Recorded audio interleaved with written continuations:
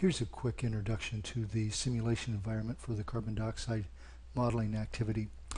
You would want to control click on this link here, since this is a Word document, and go to here.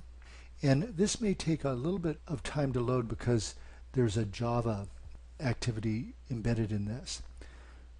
Click on this To Run Model window and you'll get to this place here. Now the data from the Mauna Loa Observatory is graphed here, and if I just press Run 1, for example, the model doesn't agree with the data at all. So the first thing you want to do is change the initial concentration so that they start off together, and I think about 317 is pretty good from looking at the data earlier.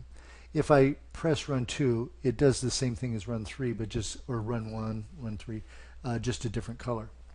Okay, then the initial emissions, how much carbon is going into the atmosphere in 1960, is given here, and then the growth rate of these emissions is given here.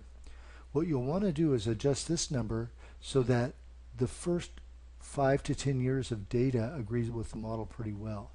Let me drop this down to, say, 3. I'll clear this and run it. That might be a little bit low for the initial emission.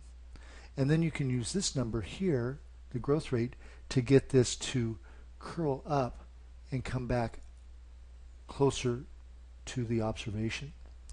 So one of your first things that you'll do is just play around with this simulation environment. If you actually need some of the numbers here, subsequent runs are appended onto this list of numbers. Here's the year, the carbon dioxide concentration, and the emissions. And you can see that the emissions grew when there was a 1% growth rate, but they didn't grow when the growth rate was 0.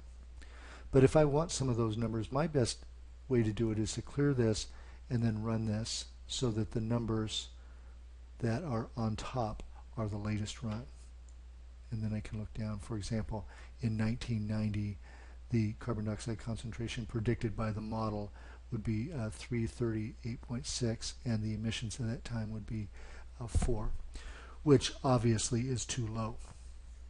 So that's the environment. When you click on CO2 number 2, what you're going to do is start off with some default values, and go ahead and use those default values. And then when you click on Run 1, this is the business as usual scenario. At least what I'm referring to as the business as usual scenario. That is, the growth rate in emissions will continue at the same rate that it did during the previous 50 years or the last 50 years. The average growth rate for the last 50 years will continue into the future. That we can use it to make comparisons.